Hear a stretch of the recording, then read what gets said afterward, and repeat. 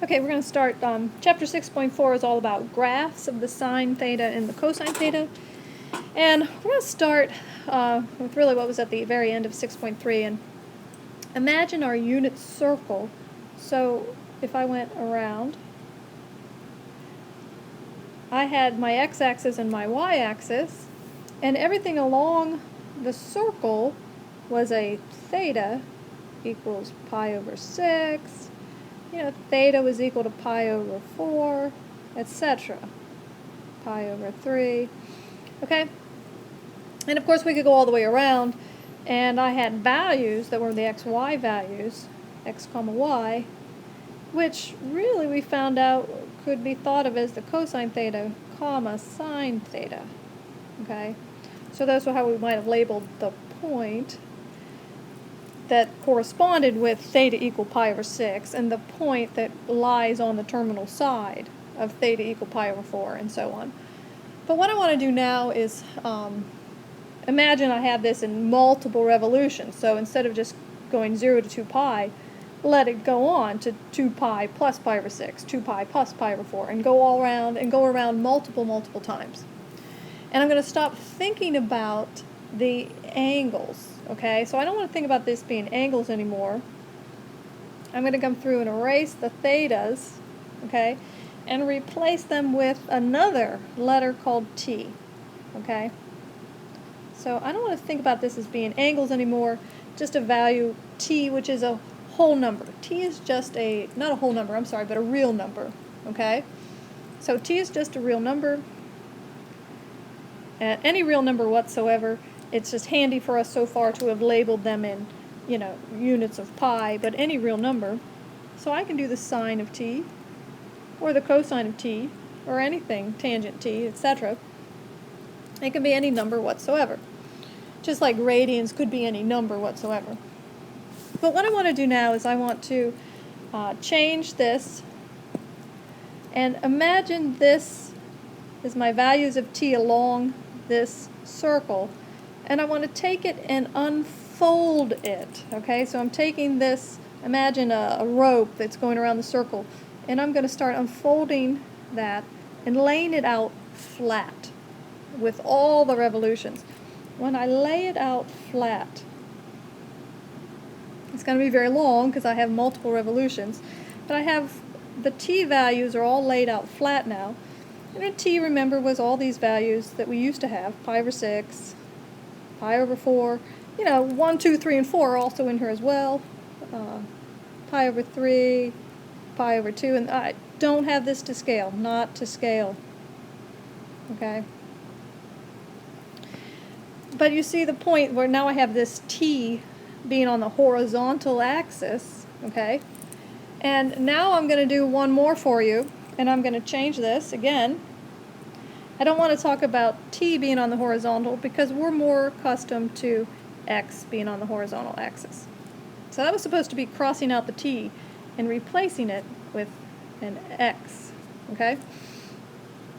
So now I have a new x-axis, okay? It's no longer the same as this old x, which was, the x value of a triangle, that leg of a triangle. But now I have x is this horizontal axis corresponding to any real number, okay?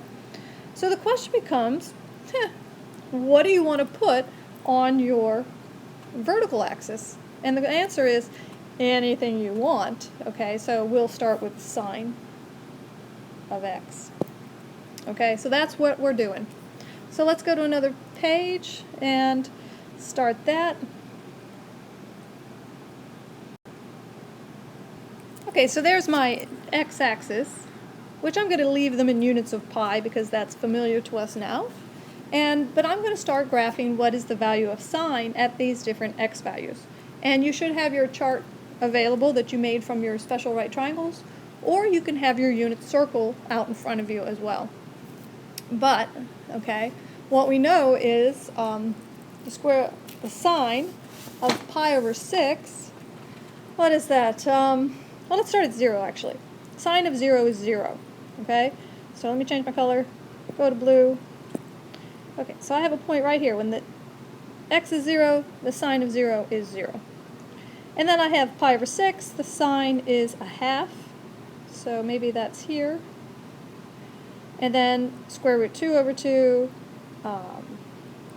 square root 3 over 2, and finally the sine of pi over 2 is 1. So this is my value of 1 up here, right there. And then of course I can come on down. Oh, that's a little too high actually. I can come on down doing all those other values that we did with our reference angles. And sine of pi is 0, okay? And I can keep going like this, and what happens is you get this beautiful smooth curve. Oops, I messed it up. Oops, I'm trying to erase. It won't let me, so let me just keep going. But I was supposed to go down to a minimum and back up to 0, so I'm ending right here. Okay. Because of course the sine of 3 pi over 2 is a negative 1. And of course the sine of 2 pi is 0 again. So, and what you should remember is we've got this nice smooth curve. It will continue on and on forever and ever. Okay? And that happens in both directions. Okay? But if you're just looking at the graph from 0 to 2 pi, you notice that's one cycle. Okay? It hasn't repeated itself until it goes all the way from 0 to 2 pi. And then it starts to repeat itself. So that's called a cycle. Or we say one period, the period of this sine is equal to 2 pi. The length of the cycle. Alright, so what else can we notice about this? There's so much to talk about. Let's see. The domain. Alright, what values of x can be allowed? Absolutely anything. So all real numbers. Range. Well, let's see. It went at the most, it was at +1, and at the minimum value, it is a -1. So I'm going to say the range is from -1 to 1, inclusive, okay?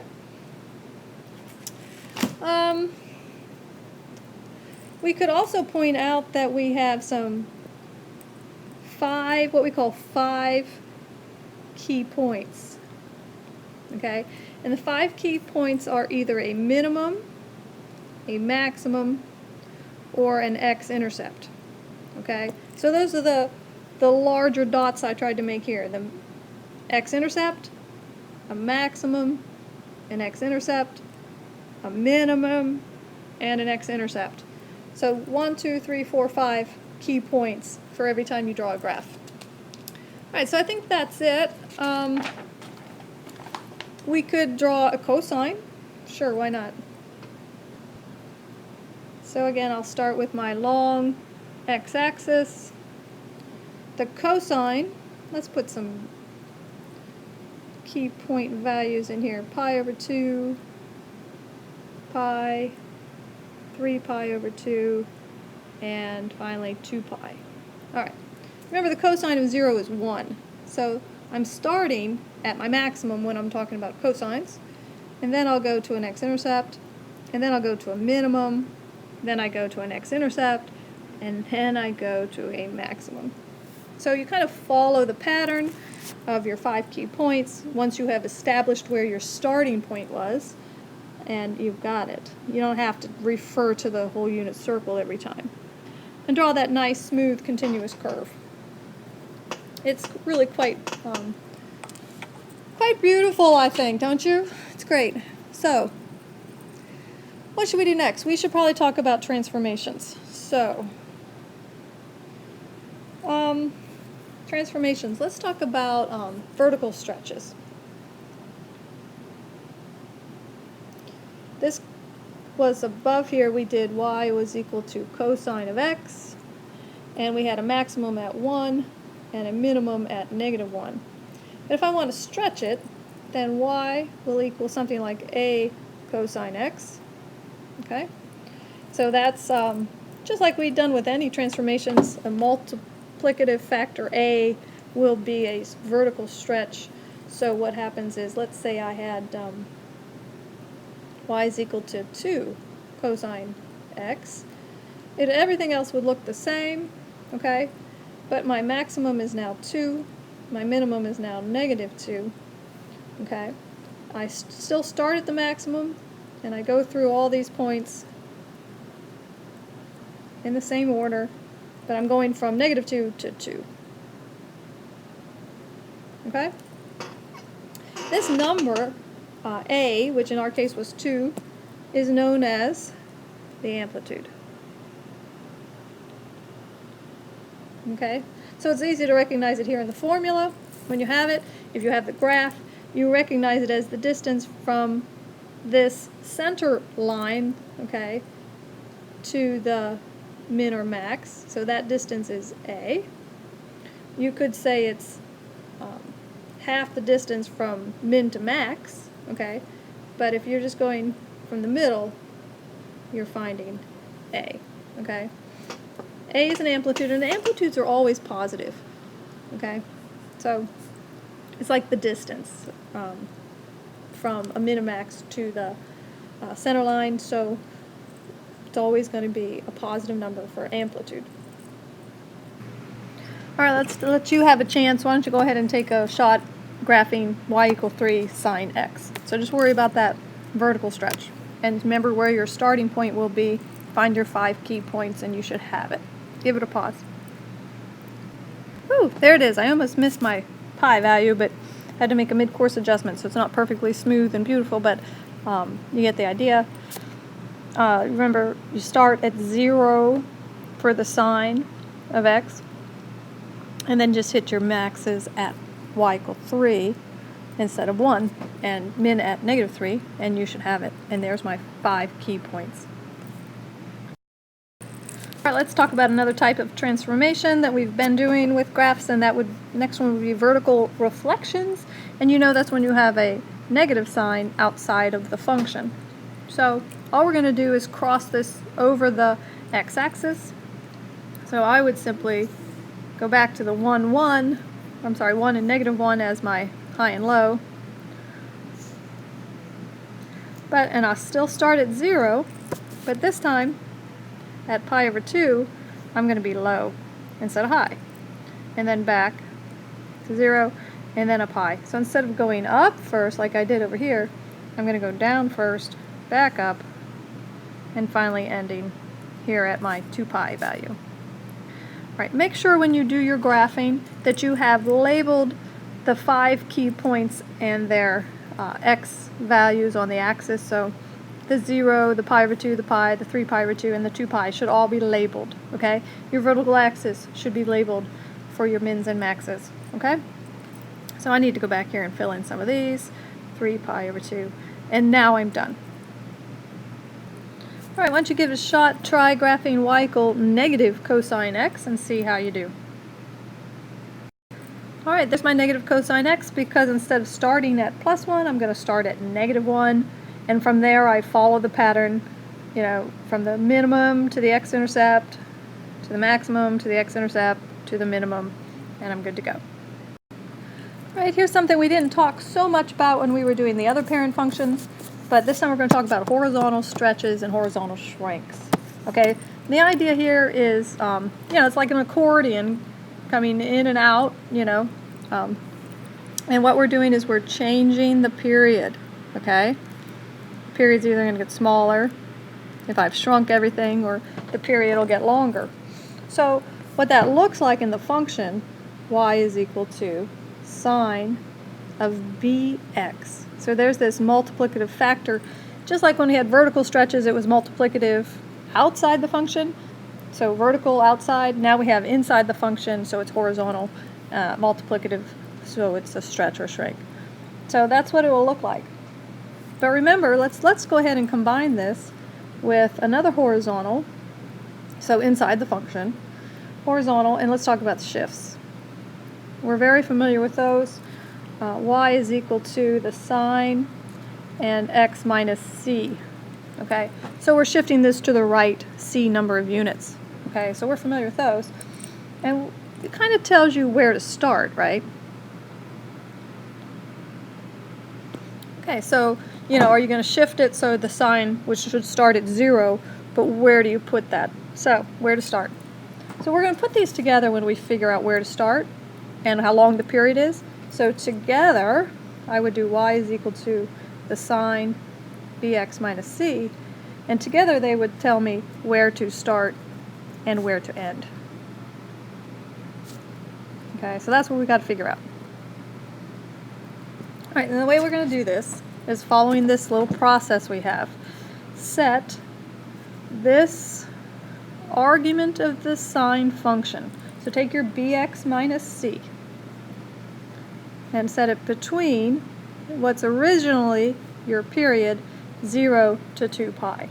Okay, and this is going to tell us how the period changes. Okay, and you take this function and you solve for x. Okay, and that will tell you the start x on the left and the end x on the right to finish one cycle. So this is for one cycle. Okay, where to start and where to end for one cycle. All right, so here's the graph I want to do. It's a sine of 2x minus pi over 3. So I'm going to take 2x minus pi over 3 and set that between 2 pi and 0. Solve for x. 2x and pi over 3 on the left. And I got to do a little changing things around. This is 6 pi over 3. Now I have 6 pi over 3 plus 1 pi over 3, so I get 7 pi over 3. Now I'm going to divide everything by 2, so x lies between pi over 6 and 7 pi over 6. So this is my start and this is my end, okay, for one full cycle. So let's get that started. I'm going to start at pi over 6, and I'm going to end at 7 pi over 6, halfway in between, and halfway in between will help me find those key points. It is a sine, so I know I'm going to start at 0 at my start position. Okay, so this was start. And then remember, sine goes up first, so then I'll mark my vertical axis, go to my maximum, go back to the next intercept, go to my minimum, go back to my x-intercept, draw the smooth curve, and I'm pretty good. There's only one thing missing. I haven't figured out the values of the x's at the key points. So there's a couple of different ways to do this. I think today I want to just try doing midpoints. This key point is halfway between the start and the end. So let's find the midpoint. Let's make some room. Midpoint between pi over 6 and 7 pi over 6, which is where you add them together, divide by 2. That gives me 8 pi over 6 and then divide by 2, so I get 8 pi over 12, which is just 2 pi over 3. Aha! So I know this point is 2 pi over 3. Now, this maximum value is halfway between the start and this midpoint, or this midway on the period. So I'm going to find that midpoint between pi over 6 plus 2 pi over 3. Half of that will give me a midpoint. Oh boy. So now I'm going to call this 4 pi over 6. That makes 5 pi over 6, and then divide by 2, and I get 5 pi over 12. So this point is 5 pi over 12. Alright, fun stuff. Let's do the minimum. I need the x value, so it's going to be halfway between these two values, right? So 2 pi over 3 plus 7 pi over 6, and then divide by 2. Again, that's 4 pi over 6, so that's 11 pi over 6, so that's 11 pi over 12, and that goes here. Alright, that's going to be the hardest part for us, but we can do it. Just, take your time and work it through. Alright, I want you to go ahead and try this next one. The function is cosine of 2 pi x plus 4 pi. This is going to make dividing the x-axis a little simpler, okay, for you. So that will be a little easier for you. But don't let it frighten you that you don't have pi's anymore along the axis, okay? But go ahead and try it. Set it between 0 and 2 pi. See where your start is, see where your end is, and divide it up.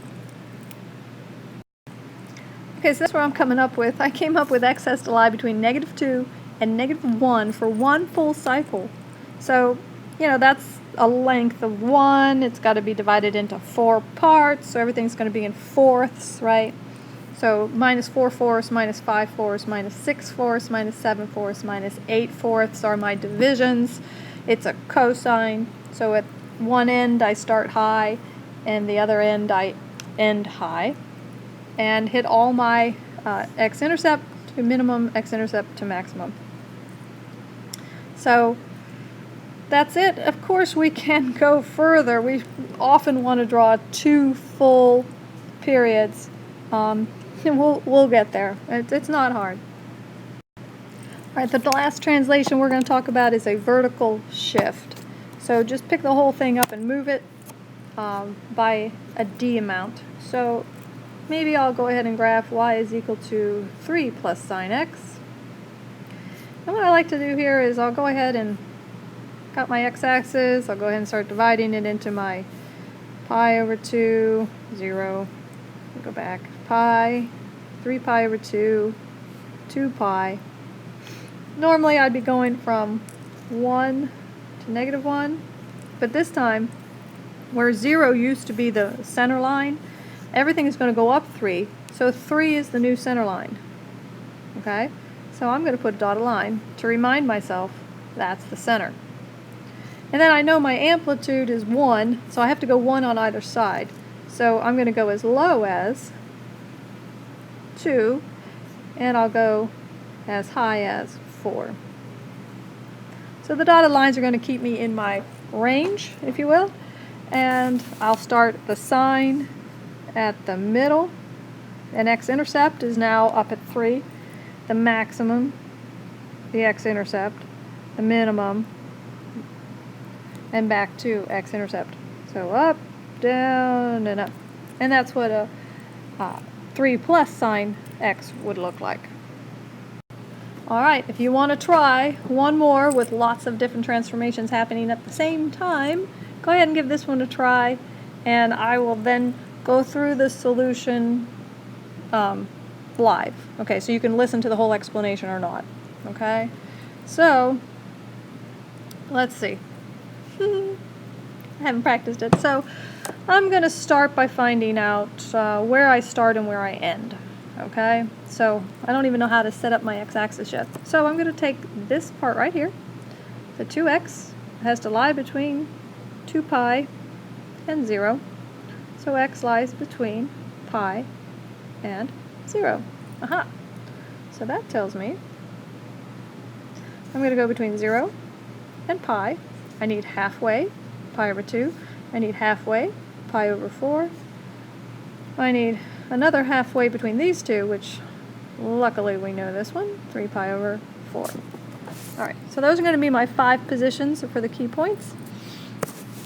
And it's a cosine, so I know I'm going to start high at the maximum. I've got 2 things going on vertically though. I've got this, shift up 2, and then I've got to stretch 3. So let's see if I can get this right. I'm going to go up 2 and say that's my new center line. And then I'm going to stretch it 3. So this was 2. So 1, 2, 3 is my new low line, minus 1. And go up 3. 1, 2, 3. Where am I at? 3, 4, 5 is my new high line. Okay, my maximum line. And I'm just going to stay between those. So I'm going to arrange from -1 to 5. Let's see, it's a cosine, so I start at the maximum at 0 because there's no horizontal shift left and right. So I'm good to start here. And then I'll go to the center line. And then I'll go down low to the minimum, back to the center line, what used to be x-intercepts, and back up to the maximum for cosine, and here we go, like that. And that's it. We'll get the second period another day. See you tomorrow.